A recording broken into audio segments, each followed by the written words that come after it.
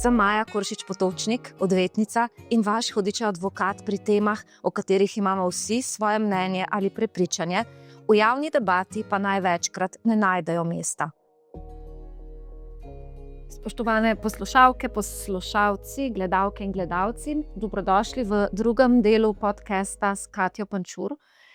Pred 14 dnevi sva objavili prvi del, kjer sva povzeli njeno zgodbo z veliko začetnico, in jo bom v 1 minuti poskušala povzeti za tiste, ki morda niste poslušali prejšnje epizode. Katja prihaja iz Rusije, kjer je skupaj s 4 leta starejšo sestro živela pri mami, ki je bila odvisnica od mamil in prostitutka, in zelo kmalu sta se sestrici znašli na ulici. Iz ulice jo je potem pot vodila v bolnišnico in kasneje v sirotišnico, kjer je Katja spoznala svojo skrbnico, gospo Mašo, in preko svoje skrbnice je prišla v stik z lamo, nekakšnim verskim voditeljem, samooklicanim, ki pa je bil v resnici pedofil, sociopat in psihopat. In vse je bilo urejeno tako, da je Katja pri 12 letih prišla k njemu v Slovenijo, kjer je od takrat naprej živela, in bila, poskušam se izogniti besedi žrtev, ker sem slišala v eni od pogovorov, da ne želite biti tako imenovana, ampak v strogo pravno-formalnem smislu žrtev spolnega nadlegovanja. Pri 15 letih je s pedofilom oziroma posiljevalcem tudi zanosila, vendar kljub temu se tudi takrat ni zgodilo nič.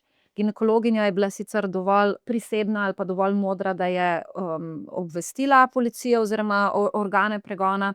Opravili so tudi razgovor, ampak v prejšnji epizodi sva ugotovili, da zaradi stockholmskega sindroma oziroma te navezanosti na posiljevalce oziroma na nekoga, ki je v bistvu v vlogi tvojega nadzornika, ni naredila ničesar. In potem je prišlo do spontanega splava, ker je prišlo do zunajmaternične nosečnosti, in zdaj sva pri vaših 15 letih. In kaj se je potem dogajalo po tej neželeni nosečnosti, po tem šoku, ki je prav gotovo bil prisoten? Kako se je vaše življenje odvrtelo od tukaj naprej? Ja, v bistvu tisti šok je bil, bom rekla, momentalen, no, ne glede na to, da je bil neki reality check, ne. Takrat sem se res zavedala, da to so res hude stvari in imam lahko celoživljenjske posledice, kot je na primer majhen otrok, ki ga v tistem trenutku niti približno ne bi želela, sploh pa ne na tak način. Ampak se spet ni kaj dosti spremenilo, no. Le to, da sem jaz mogoče vsak dan bolj videla stvari za take, kot so, in dejansko se bolj zavedala tega, da to, kar se dogaja, ni povsem normalno, ne. Iz katerih virov ste se pa recimo do takrat lahko poučila o nosečnosti, o spolnosti?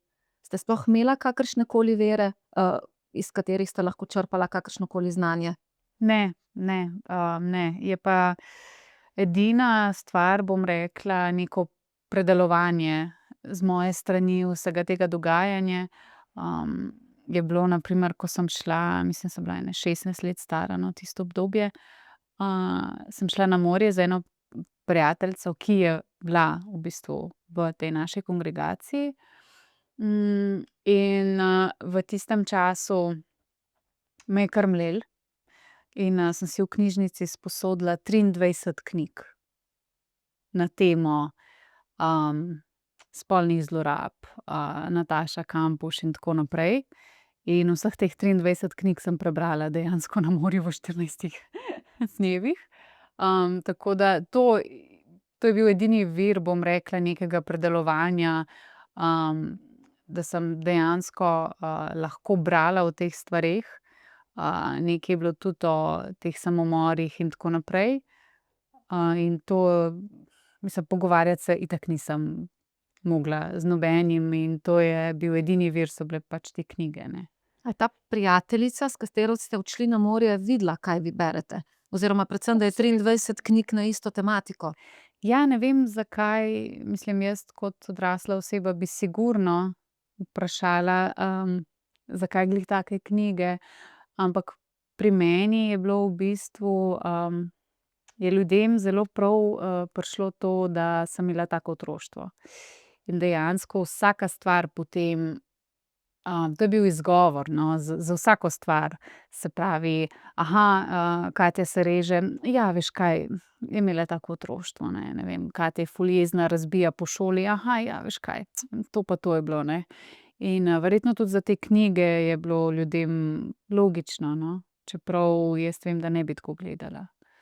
Kaj pa prijateljice v šoli? Pač pri 15 letih, če jaz pomislim zase, vse smo si povedale. Ali pač. Ja, jaz sem imela v bistvu, kar precej, težav, no, bom rekla, z žensko populacijo, jaz sem se bolj ujela s fanti. Enostavno me ženske niso marale, nikoli me niso, verjetno me tudi nikoli ne bodo, kar je čisto okej, razumem, tako da jaz sem imela res samo v tistem trenutku, v tistem obdobju, bom rekla, življenja sem imela samo eno prijateljico. Sem ji marsikaj povedala, ampak ne, kar se tiče teh zlorab. Kar se tiče na primer, mojega odraščanja v Rusiji, je pa precej vedela, ne, tako. In ponovno vse se je lepo poklopilo in vse je. Absolutno. Kdaj se je pa začelo ali pa kaj je bil pa tisti moment, oziroma ne bom preoblikovala bom vprašanje, ker zdaj že vem, da to ni bil samo en moment. Kaj je bilo tisto, kar vas je, kar vam je, dalo misliti, da to ni normalno življenje in da to ni nekaj, kar, bi bilo morda zakonito, primerno ali pa da želite drugače? Ja, res ni bil samo en moment, bil je v bistvu skupek, dogajanj, vsega skupaj. Nekaj je bilo, s tem, da na primer sem začela, opažati, da je imel precej žensk iz kongregacije, ne. To mi je bilo tako okej. A govoriva o tem, da je imel spolne partnerke, Ja, ki jih je pripeljal domov tako. in za katere ste vi vedela? Ja. Tega tudi ni skrival, in to je bilo mogoče en od tistih trenutkov, ko sem se malo tako zamislila, ne, da sem rekla: "Okej, čakaj, kaj?" Ne. Je bilo to, potem je imel vmes eno, mlajšo, bom rekla, punco, ke je bila tudi 15 let stara, za katero sem tudi vedela, da imata spolne odnose. Tudi ta moja nosečnost mi je bila tako totalno, To so bili konsenzualni spolni odnosi s to 15-letno punco? Ja. Ampak še vedno vsi vemo, da Nezakoniti. tako.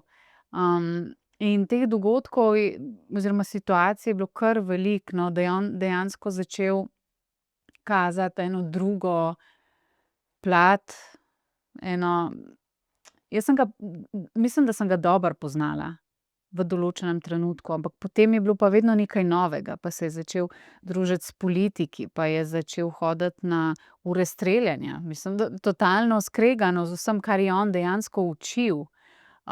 In, potem v bistvu vsi ti dejavniki so, mi pomagali, no, pri tem, da sem se začela tudi spraševati, okej, mogoče pa to pa res ni v redu, ne, saj vse čutiš, da to ni v redu, ne, ampak vse te njegove spremembe na njemu v, bom rekla, kongregaciji so mi še dodatno tako kazale, da to res, mislim, ta človek, nekaj z njim res ni okej. Kako boleče je bilo to obdobje za vas? Najprej bi rada vprašala fizično boleče, potem me zanima čustveno boleče. Ko govorimo o fizični bolečini, si predstavljam, da tako pri tako mladih puncah preprosto spolni odnosi ne morejo biti užitek in ne morejo biti neboleči. Potem pa seveda psihična bolečina, ki sledi oziroma je sledila morda z zamikom kasneje. Ja. Fizične bolečine moram reči, da jih jaz nisem čutila na tak način, ker, mogoče ima tudi veliko, s tem veze to, da sem že takrat, no, kot otrok razvila to neko supermoč, da se dejansko, umakneš iz svojega telesa, ne, in, takrat, tudi če bi mi verjetno žeblje v noge zabijali, ne bi tega tako občutila. Čustvena bolečina oziroma psihična je pa prišla z zelo, zelo dolgim zamikom. Bi rekla, da le ene 5 let nazaj, no. Tako da, tisto obdobje je bilo bolj tako, bolj sem bila, jezna. Jaz sem bila zelo, jezna najstnica, ne. Kar, tisti, ke me danes pozna, ne, mu ne gre v glavo, ker jaz sem izredno nekonfliktna oseba. Z mano se ne moreš enostavno skregati, ker, sem mirna, miroljubna, tako, po domače bi rekla skolirana, ne. Tam od ene 15 naprej sem bila pa vse prej kot to. Sem pa imela izpade, sem ležala na postelji in sem kar norela, brcala v zrak, vse. V šoli sem 9. marec razbila s pestjo, jaz sem bila čisto krvava, mislim, to je bilo res, mislim, to je bilo ena, bom rekla, tako na zunaj normalna punca, urejena, ne, iz neke družine, ne, mi smo se naven kazali, ne, kot da je bilo to nekaj višjega, bom rekla, on je bil zelo spoštovan v Sloveniji. Ne, po drugi strani pa taka totalno odštekana, jezna, ne. Zakaj? A si znate to danes razložiti, kaj Ja, se je dogajalo? seveda, absolutno. Tako sindrome, ki jih kažejo zlorabljeni otroci. Absolutno, mislim, to je prvi, bom rekla, tisti alarm, ne, tisti znak, ke rečeš: "Okej, čakaj, nekaj ni v redu", ne. Ker do določene mere seveda je to, neki proces odraščanja, ne. Vsi najstniki mislim, da grejo čez to, čez neki kreg pa tako, ne, ampak pri meni je šlo to res majčkeno, že to, a ne, ta aspekt samopoškodovanja bi moral majčkeno, ne, dvigniti zanimanje pri ljudeh, ne, pa ni, ker seveda moje otroštvo je bil super izgovor za vse te stvari. A ste si želela, da bi prišel do vas nekdo in bi začel vrtati? A bi to pomagalo? A bi bila to, odrešitev, a bi bilo to samo dodajanje k težavam? Da nekdo pride in vas postavlja v položaj, ko išče odgovore? Mogoče na tak način glih ne, ampak, sem pa imela, ke sem bila na srednji zdravstveni šoli, sem imela eno učiteljico, ke mi je bila, zelo všeč, tako, mislim, ženska res tisto, veste, ke ste prav tako kot ženska zagledana v eno žensko, tako prav ne. In, sem jo res izredno spoštovala in, se spomnim, smo imeli glih uro z njo in, je opazila, da sem imela čisto krvave členke, tale členek sem imela tako čisto odzunaj, res ful grdo. In, ona je takrat v bistvu, ne vem, nekaj, občutek sem dobila, da je, kot da bi čutila nekaj, da rabim neko pozornost. In me samo vprašala: "Kaj imaš pa to?" Ne, pa sem rekla: "Ma nič." Je rekla: "Katja, daj pojdi na urgenco to malo pogledati, ne." In takrat, to je bila edina oseba, ki je sploh opazila, da sem jaz imela neko stisko, ki sem jo izražala naven na tak način. Učiteljica, ne. In tisto mi je zelo odgovarjalo. Mi je bilo res tako, glej, ke ji ni vseeno. Torej, samo beseda: "Katja, pojdi na urgenco," je v vas Meni je bilo to, vzbudila. meni je bilo to, ja, mislim, toliko mi je manjkalo to, ne, ker on je za vsako mojo stvar, tudi jaz sem imela, povita zapestja, ne, ke sem pač bedarije delala, ne, pa sem si pol povila, pa seveda, da so to drugi opazili, ne. Ampak niso nič komentirali, ker on je vedno to tako argumentiral, da ja, veš, pa malo za nazaj predeluje, ne. Ta agresija pa je v resnici odražala kaj? Si znate danes skozi odrasle oči? Nestrinjanje, s situacijo. da dejansko imaš občutek, da ne moreš v eni situaciji, ker malo kdo to razume, razen tistih ljudi, ki so bili takrat na primer zraven, pa so še danes zraven mene, ne, jih je res zelo malo, ampak so. In edino oni lahko, razumejo, v kakšni situaciji sem jaz bila, ker jaz sem bila tukaj dejansko sama. Jaz nisem imela nobenega. Jaz sem se znašla v državi, v okolju, v skupnosti ljudi, ki so bili vsi njegovi. A je bil v tej verski skupnosti kdorkoli od odraslih oseb, ki ga je zanimalo, kaj se dogaja, ali pa je vsaj poskušal priti zadevi do dna? Da je za Ne, tabo kaj več kot samo povrhno navidezno vljudnostno vprašanje. v tistem času ne. V tistem času ne. Kasneje? Kasneje, ja, je bila ena oseba, ampak še potem, ko sem ji povedala, kaj se je dogajalo, je zavrnila pričanje na sodišču. In ni edina iz kongregacije, tako da saj pravim, jaz svojih ljudi nisem imela. Jaz sem bila dejansko v situaciji, ki je bila za mene brez izhoda. Tudi če bi šla na, policijo pa bi povedala, to pa to se mi dogaja, kaj pa bi naredili? Šla bi v neki krizni center in bi bila tam, ne. V čem bi pa lahko, denimo, te osebe iz verske skupnosti pričale na sodišču? Kaj vse bi lahko povedale o Lami? Ja, takrat v tistem času nič. Ampak, danes na primer, a ne, te, ki so, bom rekla zdaj, na moji strani, to se sliši grdo, ampak ki me podpirajo, pri tem, da dejansko povem, kaj se je dogajalo v naši skupnosti. Zdaj pa ja, zdaj pa vidijo kakšne stvari za nazaj, a ne, da niso bile glih, v skladu s tem, kar je on učil, ne, s tem, da sem bila jaz seveda njemu najbližja in, jaz sem tista, ki ve za vse, njegove, bom rekla, podvige. Ampak vendar pa je bil prvi, ki je Lamo prijavil, vaš starejši brat. Kaj je on naredil oziroma kaj se je njemu zgodilo, da je, da je prijavo naredil in da je v bistvu to vez, ki je bila verjetno podobna kot pri vas, presekal? Ja, pri njemu je bilo v bistvu na, dosti podoben način kot pri meni. On je imel tudi te izpade, bom rekla, agresije, jeze, s tem, da, on je njemu, zanalašč majčkeno nagajal, ne. Malo mu je delal težav, ker, Lami je zelo veliko pomenil, njegov, bom rekla, status v družbi, ne. On je zelo veliko dal na to, no. Moj brat je pa v bistvu kaznoval glih s tem, da mu je to majčkeno naredil težave. Se pravi, on je šel, ven ponoči, pa se ga je napil, pa so prišli policaji po njega, ne, pa so ga klicali pol Lamo domov, da mora priti, ne, in take, malo mu je na tak način ponagajal. In je imel izredno veliko teh, krikov na pomoč, jaz temu rečem. To niso izpadi, agresije, to je dejansko krik na pomoč. In seveda on ni bil slišan, ker ni bilo nobenega, ki bi ga sploh lahko takrat razumel, kaj In vi hoče on ste videla bratove krike na pomoč, brat je videl vaše krike na pomoč, pa vendar brat te očitno je povezal. Kaj pa vi? Ne. On je takrat, tisto noč je šel, z enim prijateljem ven in majčkeno so spili in, takrat je on bil res v eni taki slabi koži, no, ker, je vse skupaj začel dojemati, ne. In, ga je takrat v bistvu prijatelj, ne, ga je, pregovoril, to je rekel: "Glej, pa daj pa to moraš prijaviti, a ne, to ni normalno, ne." In, je takrat, prišel domov in je rekel: "Daj pridi dol, nekaj ti imam za povedati."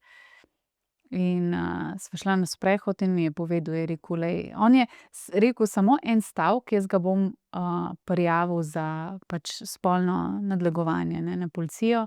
In sem takoj vedela, kaj je, ne. Sploh mi ni rabil nič, nobene podrobnosti razlagati. Jaz podrobnosti nisem izvedela do pred, ne vem, 4 leti mogoče, ne. Pred 4 leti, je bil kakšen sodni postopek, kjer so se te podrobnosti razkrivale, Ne, ali ste se midva. pogovarjala? Ja, midva sva se v bistvu začela, pogovarjati o teh stvareh, ne, ker se prej nikoli nisva. Ja. Tako da v bistvu tudi nisva vedela, kaj točno se je dogajalo, na kakšen način. Tudi on ni vedel, ne. Jaz sem mu v bistvu je bilo tako, da on je mene takrat prosil, da naj še jaz povem, da on ve, da se mi to dogaja. In sem rekla: "Ne, ne, absolutno ne, to ni res." Pa je rekel: "Glej, vem, da se." Ne, on je pač seveda imel občutek, ne, kar, je imel prav, ampak takrat jaz nisem še, bila v stanju, da bi te stvari povedala.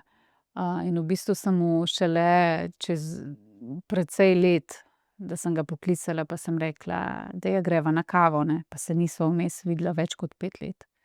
Pa sem rekla: "Daj, greva na kavo, nekaj ti imam za povedati." Živi še vedno v Sloveniji? Ja. In takrat sem mu v bistvu vse to povedala in sva se odločila, da greva še enkrat skupaj, narediti prijavo in, od takrat naprej je pa stanje takšno, kot je. Torej sta se skupaj oba odločila za to. Tako.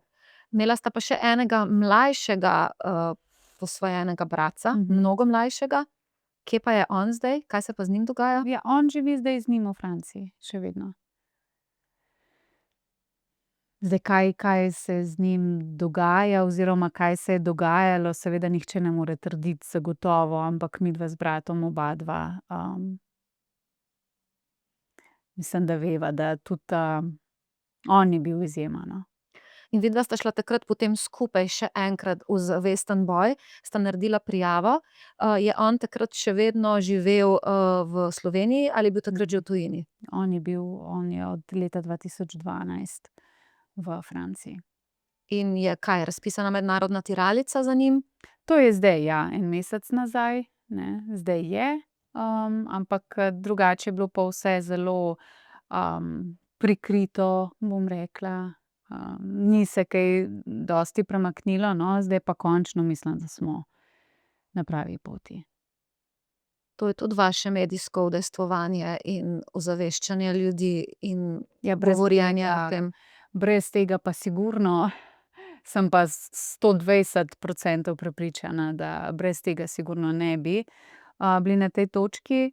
Tako da ja, to je, absolutno bila motivacija, no, Da ste šli v medijsko izpostavljanje. Tako. Koliko časa je torej minilo od trenutka, ko je vaš brat naredil prijavo, in potem, ko sta se odločila, da bosta prijavo naredila skupaj? On je dal prijavo zdaj, mislim, da 2012, jaz pa 2021. Ja. In potem, ko je dal prijavo samo brat, se je zgodilo zlamo kaj? Je prišlo do kakšnega kazenskega postopka? Je bil v priporu? Karkoli podobnega? Bil je 3 dni v priporu. In, ko je bil v priporu, mi je poslal, zelo tako manipulativno pismo, da sem jaz edina, ki lahko reši njegovo življenje, da imam jaz, njegovo usodo v svojih rokah in da naj brata le prepričam, da umakne, prijavo in tako naprej, da naj ga rešim. In seveda, da sva to naredila, ker sva bila obadva zelo, labilna takrat še, no. To je bila izredno stresna situacija za vse. In sva se dogovorila, da ja, da bo umaknil ovadbo, s tem, da so seveda rekli, da bodo mogli vseeno po uradni dolžnosti ga preganjati, pa ga niso, ne. On je v bistvu, ko je, prišel iz pripora, smo šli takoj v Budimpešto in, od tistega dneva naprej on ni bil v Sloveniji. Je brata spakiral s sabo v Budimpešto? Ne, ne. Samo tebe? Vas. Ja, samo mene. Najprej pazim na vikanje, potem pazim na to, da ne bo pol vikanja, in zdaj sva že na, to naredi človek v pogovorju v taki zadevi. Brat pa je takrat precej mislim, definitivno mladoleten še, ostal sam? Ali je bil več mladoleten takrat? Zdaj se pa, Okej. ne vem, ja. Torej vidva z Lamo sta odšla v Budimpešto. Tako, pa njegov asistent, brat je pa ostal tukaj. On je potem v bistvu, za njega je bila to res zelo, zelo kruta zgodba, ker je dejansko povedal končno tisto, kar se mu je dogajalo, in namesto da bi stopili skupaj oziroma da bi vsaj jaz stopila z njim in ga pri tem podprla, sem se obrnila proti njemu, zato da sem pač zaščitila spet zlorabitelja, ne. Um, in mu je bilo kar težko tukaj, no, je ratal tudi alkoholik, zdaj sicer se ozdravljen, ampak ja. Ste pa potem naknadno ugotovili, da je bilo teh otrok še bistveno več. Torej vsi ti mali pacienti, na katere je polagal roke, ki, ki so mu bili zaupani v zdravljenje, mnogi od njih so bile prav tako žrtve spolnih zlorab. Je šlo tako daleč, da je prišlo tudi do spolnih odnosov, ali je bilo to otipavanje, so bile to kakšne druge oblike pri teh pacientih, se kaj ve? Kakor je meni znano, otipavanje, se pravi, pri fantih je to masturbacija, pri puncah je to pač isti način, ne. Za kaj več ne vem, niti mislim, da na tej točki ne igra vloge, do katere stopnje, se je spolna zloraba v bistvu Ne prišla, igra, ker ne mislim, igra da je nobene to, vloge. ja, mislim, da je to enako, no, grozno. Tako da Predvsem mora biti grozno tudi za starše, ki so svoje otroke prostovoljno izpostavili temu tej res nevarnosti. In po Budimpešti, potem ko sta se preselila v Budimpešto, ste vi koliko časa še živeli v Budimpešti? to je bilo pa par mesecev, ker nisem več zdržala. Enostavno mi je bilo vsega preveč in sem, takrat res sem, začutila prvič, da sem zelo težko sploh zraven njega. Takrat sem se spomnila, da bi rada šla v Ljubljano, malo pozdraviti prijatelje, ne, majčkeno en tak mini oddih, ne. In sem mu rekla, da grem pač za en mesec, in nisem nikoli prišla nazaj. Živela nisem nikoli več, pri njemu. To sem se takrat tudi zavestno odločila, to je bila moja odločitev. Sem pa prihajala še na obiske, no, to pa sem. To pa. Kaj vas je gnalo k temu, da ste kljub temu, da ste v bistvu uspela ubežati na neki način, da ste lahko pretrgala to vest, da ste se vseeno vračala na obiske? Ker je bil dejansko edini, on je bil vse, kar sem jaz imela. Jaz dokler se nisem poročila, dokler nisem spoznala, bom rekla, moža, ne, je bil on edina oseba na tem svetu, on je bil edini dejansko, ki je skrbel za mene. Zdaj, če dam stran ta grd del, ne, je bil edini, ki mi je dal nežnost, ki je skrbel za mene. Mislim, to je bilo težko, mogoče to nekdo zunanji razume, ampak ko ti dejansko na svetu nimaš nobenega, ne mame, ne očeta, ne sestre zraven, nič, da si res sam, imaš samo to osebo, nekako spregledaš ta grde dele, zavestno spregledaš pa rečeš: "Glej, sem pa saj varen, ne." Kar je totalno narobe. Ampak rabiš res ogromno, ogromno časa, da prideš do tega. In potem ste, kaj pri 20, 21 letih spoznali svojega bodočega moža. Pripovedujete, da je bila to v bistvu ljubezen na prvi pogled ali pa neka močna strela na prvi pogled ali pa neke iskre na prvi pogled. In potem, ko sta bila vidva z možem oziroma takrat še fantom že skupaj, sta šla enkrat tudi ali večkrat celo tudi skupaj na obisk k Lami. Ja, parkrat sva šla in, v bistvu to je bilo tako zanimivo, no, tudi moj mož danes, tako ke se pogovarjava, ne, reče: "To je bilo tako čudno, ti si res želela iti k njemu, ne. Daj pa greva, ne." Pol ko sva bila pa tam, pa nisi hotela biti zraven njega. Ne. In res, to je tako zmeden občutek. Dejansko pogrešaš nekoga, želiš si biti zraven njega, ko pa si zraven, pa enostavno niti fizično niti psihično ne moreš biti zraven. Jaz njega nisem mogla niti v oči pogledati, ker mi je bilo totalno, zdržala nisem zraven. In zato potem so se tudi ti obiski nehali, no, ker enostavno nisem več mogla preko teh občutkov nekega gnusa, in do sebe in do njega in sploh do njegove bližine, nisem mu zaupala, nisem se dobro počutila zraven.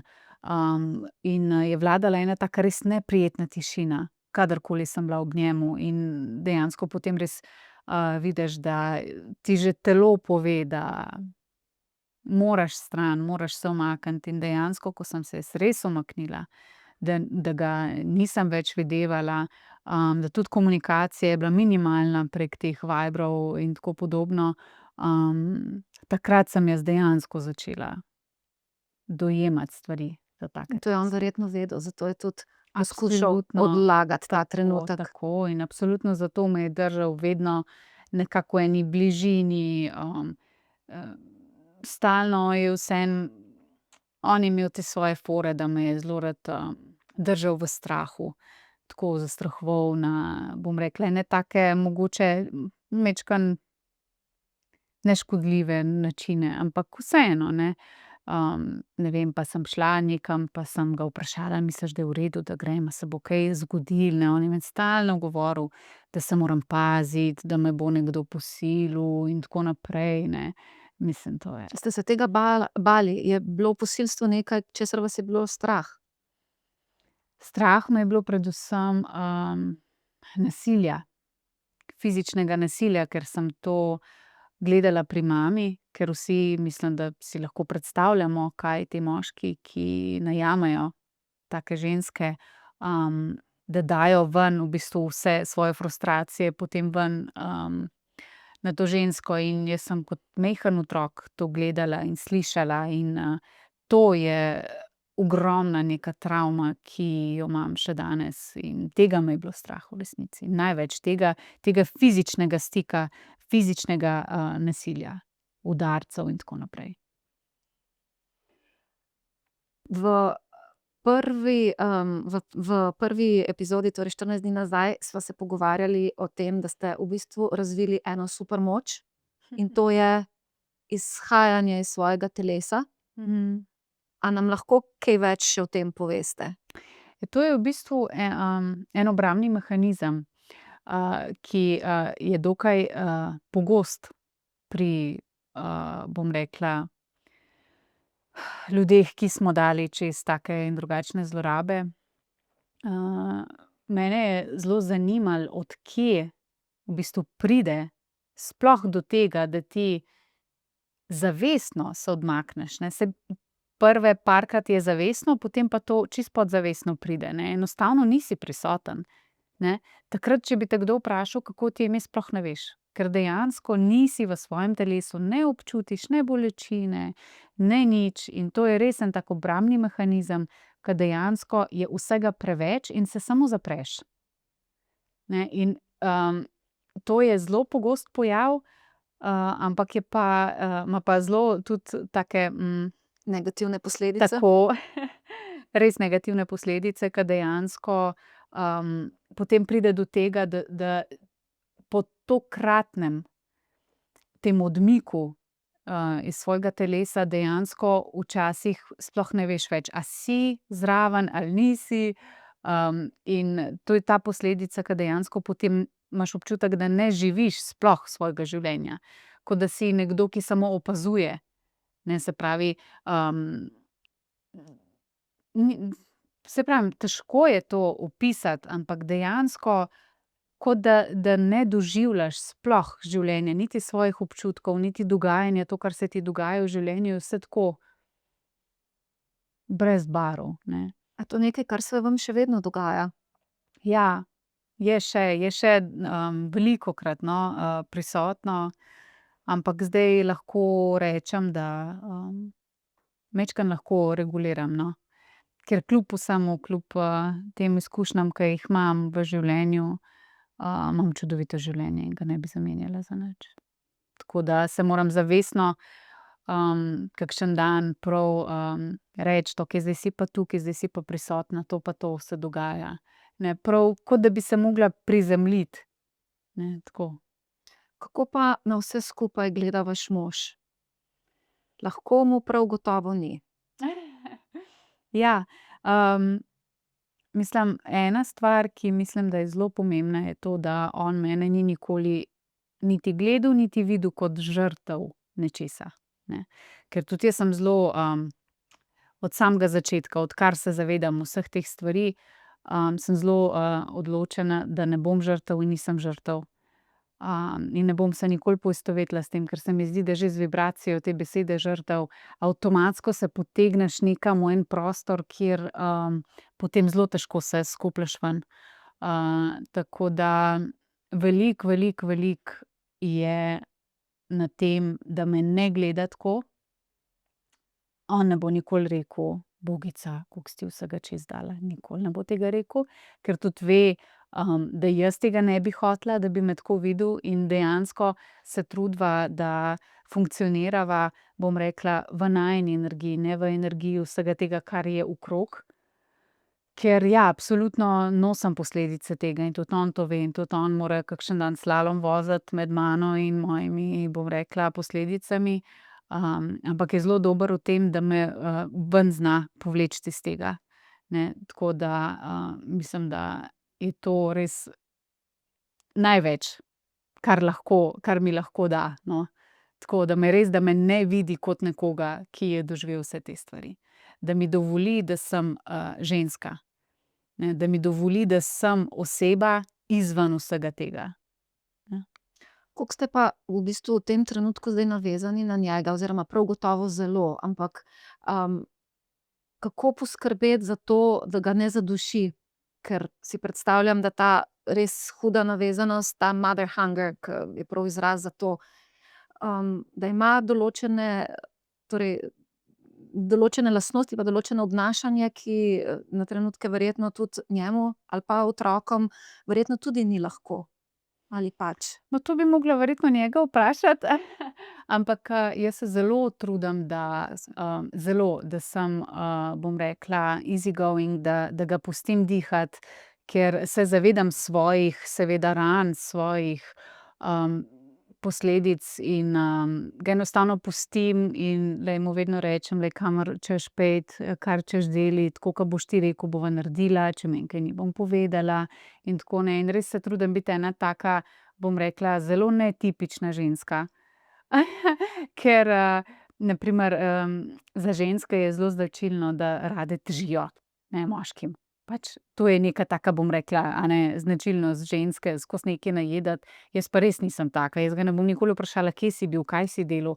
Ne, mislim, jaz ga pustim čisto na miru, ker, to je pa to mogoče pomanjkanje z moje strani, te neke varnosti in ljubezni, ke sem imela celo življenje, da zdaj, ko to imam, dejansko ga pustim in rečem: "Glej, samo da si, mi je dovolj."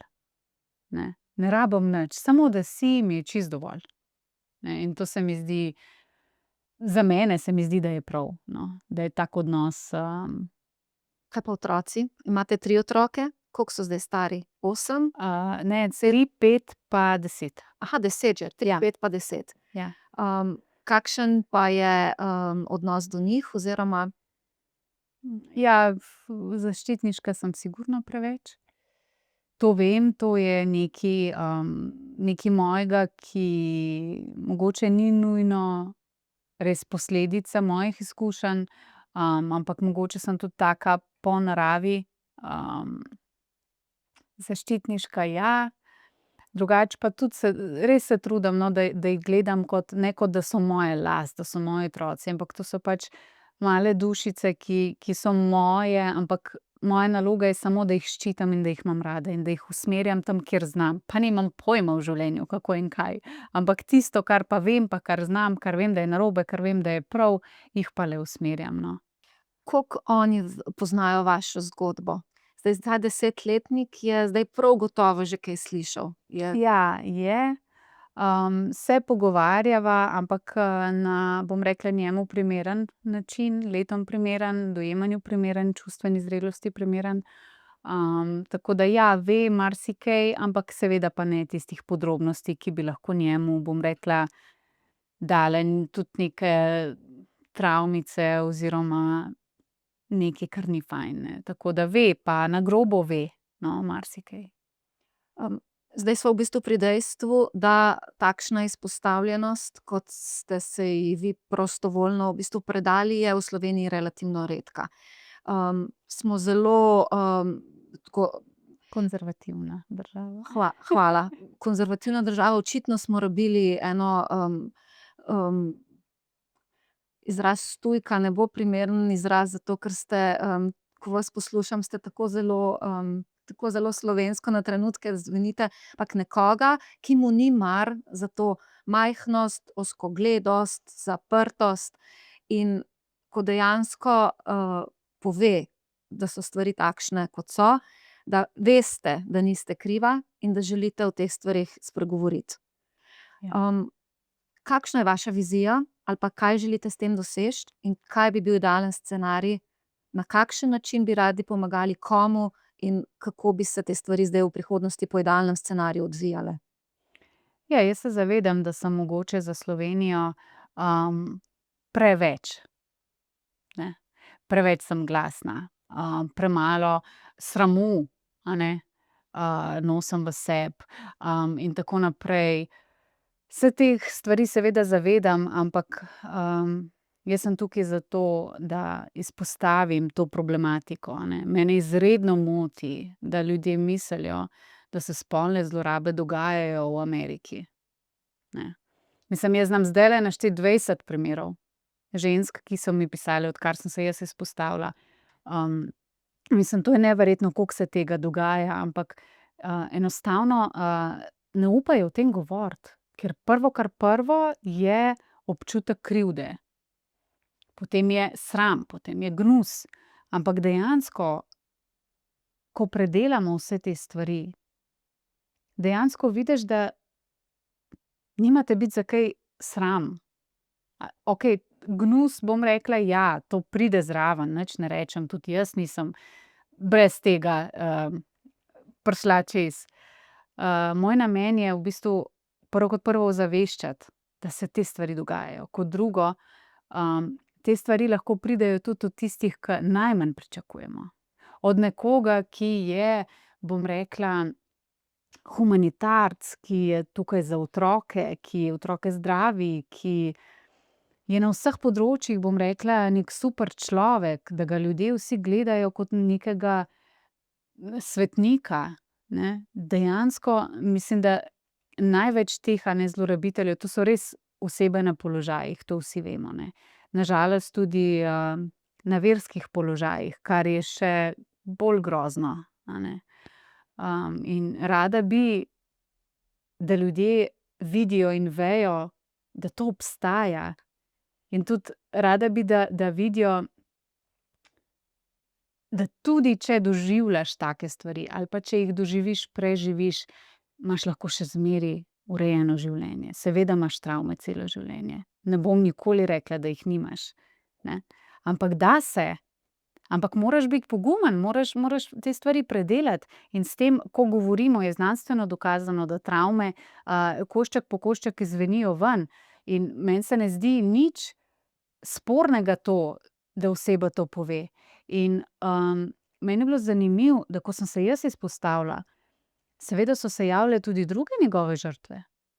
To so ljudje, ke jih jaz poznam, ke sem bila otrok, ke sem jih poznala, ne. Otroci, s katerimi sem se skupaj igrala, so povedali, da jih je zlorabljal. Ne, se pravi, dosegla sem to, da so spregovorili tisti, ki so bili prej tiho, ker mislim, da največji strah,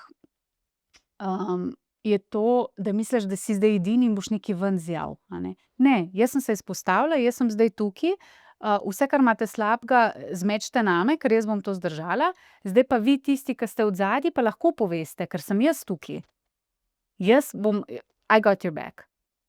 Jaz bom tukaj spredaj, jaz bom vse puščice, vse nože, vse sprejela udarce, vi pa povejte. In dobesedno se je to zgodilo.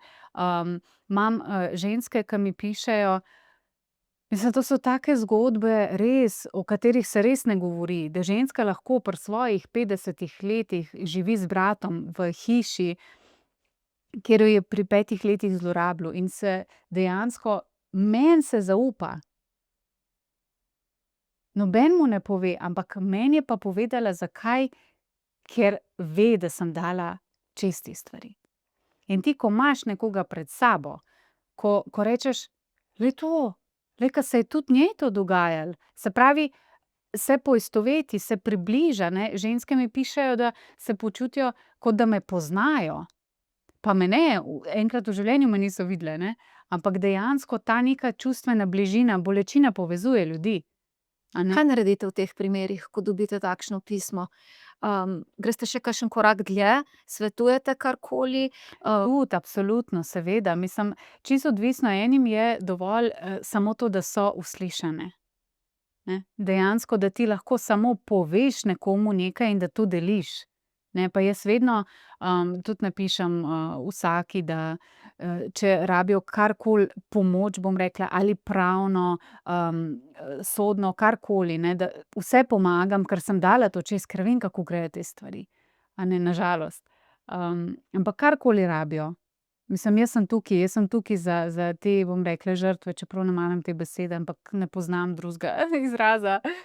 Saj pravnoformalno je to pravi Ja, izraz, žrtev in storilec. tako, ja, in Žrtev ima dve plati, a ne, tudi ta pravna je treba poimenovati, Ja. to je žrtev. ja. In jaz sem tukaj za vse te ljudi in bom razumela in bom poslušala in, nisem, bom rekla, le psihiater, ki te posluša, a ne, in kima zraven, ampak sem dejansko nekdo, ki ve, kaj to pomeni. Jaz vem, kaj pomeni, ko se leta in leta ne moreš pogledati v ogledalo. Jaz vem, kaj to pomeni, ke se umivaš, z antibakterijskimi mili, da fašeš že dermatitis, ke se toliko drgneš s temi razkužili po telesu. Jaz vem, kaj to pomeni. In vem, kako priti ven iz tega. To je moj namen. Kako priti ven iz tega?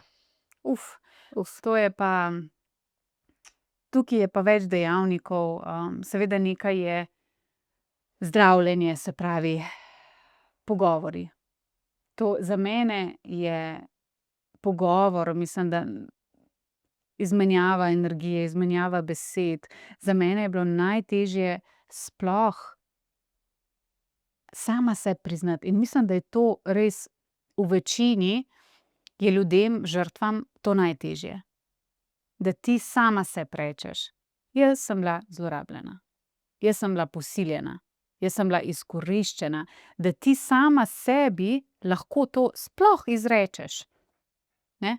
In potem šele z drugim, da se pogovarjaš o teh stvareh. Potem so, različne terapije. Jaz sem na primer, bolj, zagovornik, bom rekla, nekih energijskih terapij. Jaz imam, par žensk, ki so vrhunske terapevtke na drugih nivojih, ne.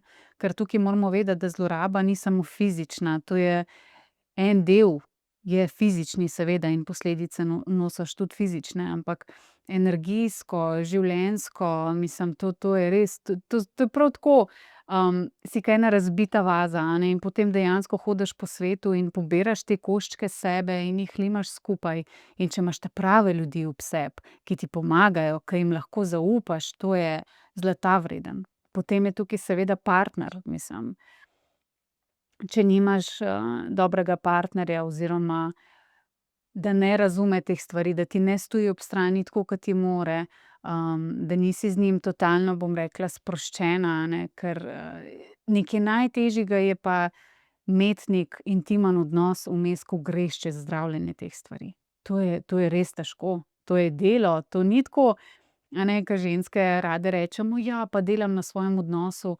A ne, na svojem zakonu, a ne, samo zaradi tistih, bom rekla, vsakodnevnih težav, ki pridejo v odnosu, ne, kaj šele, če si predstavljamo, da dejansko greš čez te spremembe kot ženska, ne, da ponoči ne spiš, da imaš nočne more, da sanjaš tega storilca, da se gnusaš sama sebi, potem imaš pa, ne vem, na drugi strani nekoga, ke te vidi kot neko boginjo in si te želi in te ima rad. Mislim, to je totalna konfuznost v glavi, ne. In, teh stvari se je treba lotiti dejansko in tako, ke pravim, s pomočjo drugih, različnih terapij, ampak jaz bom rekla, jaz imam tudi ogromno srečo, jaz ne morem prehvaliti svojega moža, ker je res, on je, zelo velik, bom rekla, tudi strokovnjak na področju, dodatkov za zdravje in tako naprej. In on to meni, ke nameša te njegove mešanice, teh dodatkov za psiho in tako naprej, mislim, jaz brez tega sigurno ne bi preživela. Res, mislim, to tisto zaupanje, jaz mu zaupam, ne, mu rečem: "Glej, daj mi nekaj, da bom boljše, ne." In pol mi nekaj da. Pa tiste rožice, pa še homeopatijo, pa vse živo, ne. res več teh dejavnikov je, no. Pa največ, mislim, na koncu dneva ti imaš čez dan vsa ta pomagala, ne. Se pravi, jaz čez dan spijem tisti napitek, ke mi ga mož zmeša, pa grem na terapijo, pa različne stvari, ne, pa poslušam ogromno teh podcastov, ne, da tudi slišim za sebe stvari in tako naprej, ampak zvečer, ponoči si pa ti sam s sabo, ne. In takrat, zakaj imamo, taki, ke smo, težave s spanjem? Ker ponoči pride podzavest ven, ne. Vse tisto, ke ti čez dan predelaš, ponoči nima nobene veze. Ponoči tiste ta najhujše stvari pridejo ven, a ne. In odnos sam s sabo, da predelaš te stvari. Pogovori sam s sabo. Mislim, jaz sama sebe skorajda že hipnotiziram. Ne, samo zato, da bi lahko predelala te stvari, da bi osmislila sploh to bolečino, ne. In da se še kot družba kaj iz tega naučimo. Če bi vi danes govorila s sošolko vašega najstarejšega sina, eno 10-letnico, ki bi vam omenila, da se jo pa stric, dotika ali pa da stric od nje zahteva, da jo boža po lulčku. Kaj bi naredili? Ja, mislim, zdaj je to tako, a ne. Verjetno ta prvi odgovor bi bil: "Ja, pa bi ji povedala, da to ni prav." Pa prvo kot prvo, mogoče to niti ni moje mesto, ker ima ta punčka starše. Kot drugo, če se je pa meni mogoče, a ne, z druge strani zaupala, mogoče pa sem le ta oseba v njenih očeh, ki ji mora to povedati, ne. Se pravi, eno je seveda pogovor s punčko, drugo je pogovor s starši. Ne, absolutno. Kaj pa, če bi bila ta oseba oče tega otroka? Kaj bi pa v takem primeru naredili? Bi vprašala najprej to punčko, če mamica ve kaj o tem, če je mamici povedala, ne. Ker, poznam ogromno primerov, na žalost, kjer To mamica mamice ve. vejo. Imam celo primer, ke je mamico zlorabljal oče in, je potem svojo punčko z njim puščala, in ko je punčka pri 15 povedala mamici, da je oče, pač da jo dedek zlorablja, seveda je mamica to vedela, če je njo zlorabljal, ne. Ampak se ni želela o tem niti pogovarjati. In, ko je bila zadeva na sodišču, mamica ni želela niti pričati.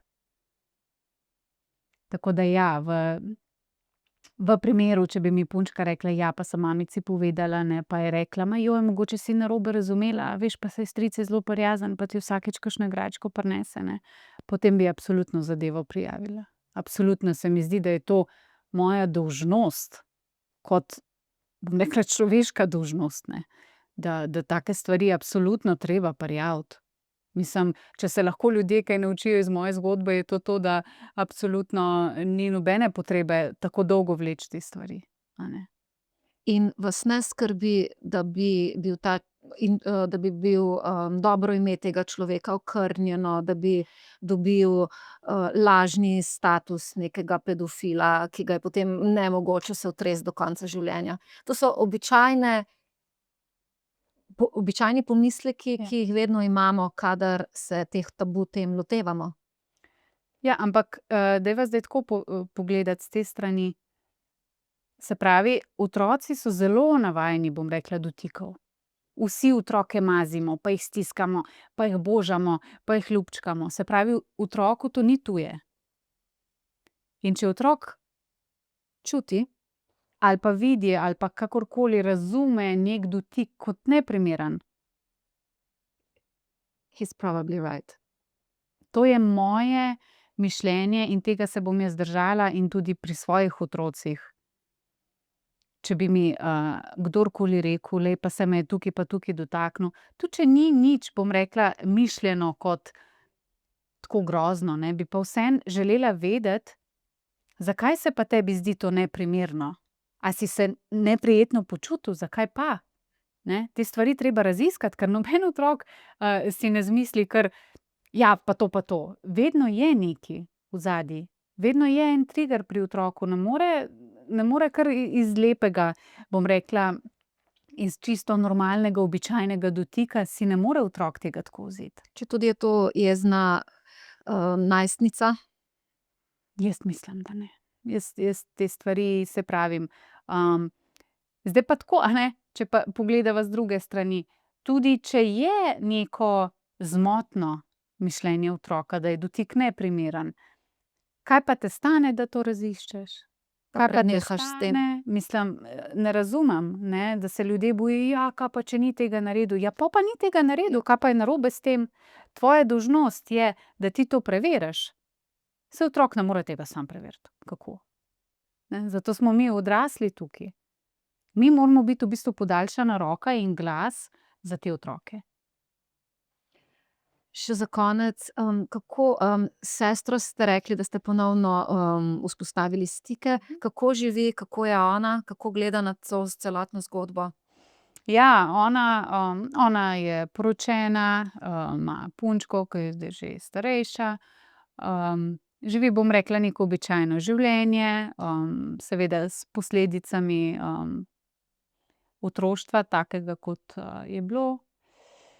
Jaz sem ji tudi povedala za vse te stvari, mislim, da ene 4 leta nazaj, mogoče 3. In jo je zelo, zelo, zelo jo je prizadelo. Počutila se je tudi krivo, zato ker je ona bila tista, ki je dala dovoljenje, da se mene odpelje. Seveda, če bi slutila, da bi karkoli negativnega iz tega nastalo, ne bi podpisala, ampak v tistem trenutku je resnično verjela, da je to za mene, edini izhod, ne, za boljše življenje. Ona je pač skozi to imela v glavi. In zdaj, ke pa ve te stvari, je pa seveda besna, jezna. Ona bi ga ubila, ona bi ga z lastnimi rokami zatavila. To so njene besede. In je tudi, izredno, bom rekla, me podpira pri teh stvareh, ker ve, kako težko je s tem živeti, no. To je moja sestra, ona me, ne glede na to, da nisva bili fizično skupaj, precej let, vseeno me pozna, ker ta povezava se mi zdi, da nikoli ne mine, sestrska. Tako da ona je izredno ponosna, vesela, da sem lahko te stvari predelala. Ona vedno reče, da ne pozna, človeka, ki bi bil tako močen kot jaz, da naj kar delam to naprej in da naj pomagam žrtvam in da naj ozaveščam o teh stvareh in. Kakšno je pa vaše upanje v zvezi s sodnim postopkom? Zdaj veste, kdaj bo zastaralo? No, zastaralo ne bo še kmalu, Še ne bo, dobro. ampak, ne vem, če imam upanje. Jaz si te stvari jemljem, bom rekla, z neko rezervo. Jaz, puščam, puščam vesolju, da naredi to, kar je za narediti, to, kar je namenjeno. Seveda upam, ne samo za sebe, ampak za vse druge, da ta zgodba dobi neki epilog, neki konec, ki je logičen. Ampak nimam nobenega vpliva, jaz sem svoje naredila. Mislim, da je bolj pomembno kot ta sodni proces, je moje delo na sebi, ker to je delo, ki se nikoli ne konča. To je, mislim, da tudi če bom doživela 150 let, bom še vedno se borila z določenimi stvarmi in se trudim bolj fokusirati na to. Je pa seveda nekje odzadaj, v podzavesti je vedno prisoten ta sodni sistem, pa kaj bo, pa ne, a ga bojo dejansko res izročili Sloveniji, ga tam prijeli, ga sem izročili, ne, ga bom videla, kako mi bo, a bo obsojen, na koliko let pa, ne. Se lahko zgodi, da ko ga boste ponovno videli, denimo, da bo prišlo do te točke, da ga bojo izročili in da ga boste ponovno videli, a boste lahko premagali ta občutek navezanosti? Ali ste ga že premagali? Mislim, to je tako, ne, na papirju seveda, da sem. Ker on je moral za mene kot oseba, ki sem jo jaz poznala, je moral dejansko umreti. Ni druge besede. Ker to vse je bila moja iluzija njega.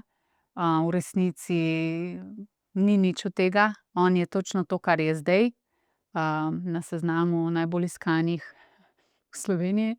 Tako da ja, absolutno lahko rečem, sem premagala navezanost in vse tiste pozitivne občutke.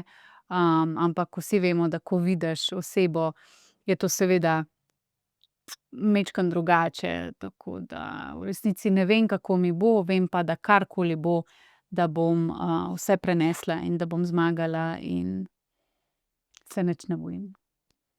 Zaključiva še z vašo knjigo. Rekli ste, da govorjenje o zlorabah zdravi, tudi pisanje o zlorabah zdravi, si predstavljam. Izdali ste knjigo Varna hiša groze, zloraba v imenu duhovnosti.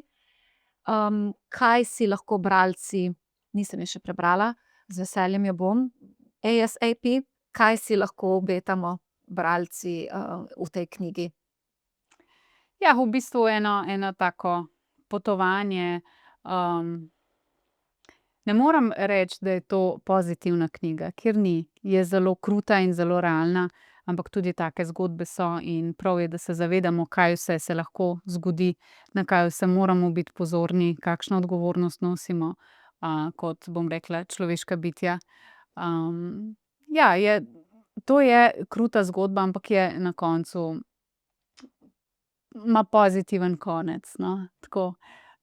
Se dotikam, no, veliko tem, no, od drog do seveda zlorab, potem psihičnih težav, telesnih težav, vsega, no.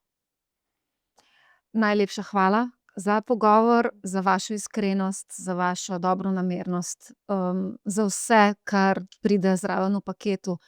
Resnično si želimo več takšnih ljudi, zato ker vse te stvari so del tega, da so tabu, tudi zato, ker so žrtve ali pa recimo tisti, ki se jim to dogaja, postavljeni v neki slabši položaj, v manj vreden položaj, v neke stiske.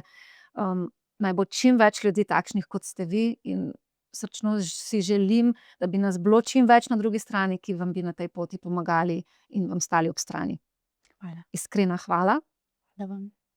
Lepo se imejte, spoštovane, spoštovani, in se kmalu spet vidimo. Poslušali ste epizodo podcasta Hudičev advokat, ki ga ustvarjam odvetnica Maja Koršič Potočnik. Podcast objavljam vsak drugi ponedeljek ob 6. zjutraj na kanalih YouTube, Spotify in Apple Podcast. Imate vi kakšno perečo temo, o kateri bi lahko govorili v podcastu? Sporočite mi vaše predloge.